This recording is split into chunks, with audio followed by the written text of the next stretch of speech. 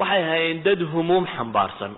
isagoo aan hanti haysan xoolo haysan waxba haysan laakiin raba waqtigiisa inuu ka faa'iideeyo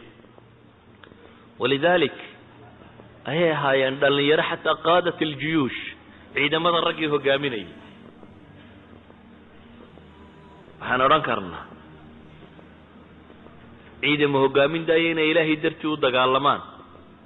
taariikhda waa ku wada daraasaysan siirada marka la dhigayo waa wada maqashaan in saxaabo dhalinyaro ay nabiga soo raacday oo uu yidhi wixii aan qaan gaadhin markaasi ha iga noqda ha hadhaan oo dabeetana nin ka mid ah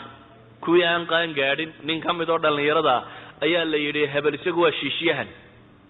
oo gamuunka hadduu saaro ragga waaweyne halkuu ku dhufto halkuu u dhigo uma dhigaan baa la yidhi soo daaya buu yidhi markaas ninkii shiishyahanka ayaa isaga la yidhi laabkiiyo qaasada gamuunka halkuu ku fiiqo lama waayo ninkaasi waa nin dee dagaal geli kara baa la yidhi iska soo daaya kii markii la soo daayo mid kale yidhi ilaahay rasuulkiisiiyow hebelka aad sii daysay haddaanu isgallo anuunbaa dhulka dhigaana niman ka xoog badnayba haddii dagaalka loo ogolaaday anna halaysii daaya dagaalka halay ogolaaday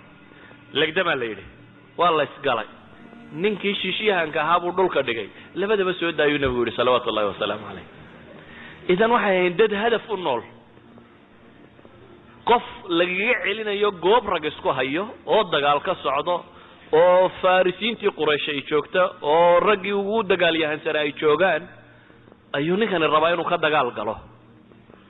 waana la celcelinaya waxaa la leeyahay ama maad qaan gaadhin ama inan yar baa tahay ama kaas baa lagu celcelinaya isna wuxuu rabaa xataa mayaadiin aljihaad inuu galo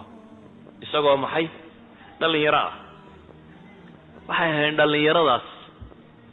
khaybar markii dhowr casho la isku dayay dagaalkii hore loo furan kari waayey ee uu nabigu yidhi maanta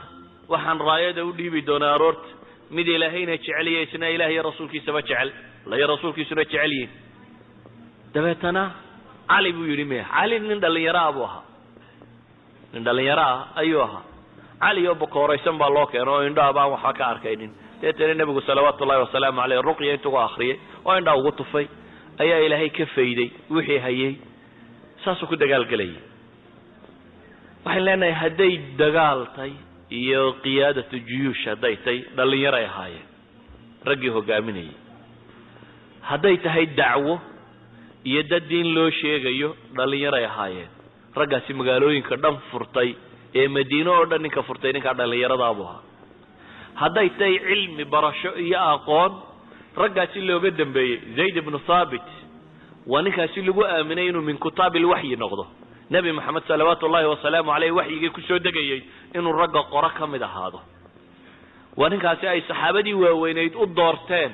inuu noqdo ninka qur-aanka soo ururiya cumar iyo ay abibakar u doorteen waa ninkaa mar kale haddana saddexaad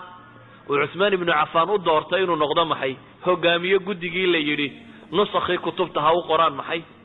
magaalooyinka 7 kitaab ama 6 kitaab uu qoray cuthmaan ibnu cafaan ninkii qorayay buu ahaa idan waa ninkaasi uu nebigu ku tilmaamay afradukum cilmu alfaraa'id waxa idinku aqoon badani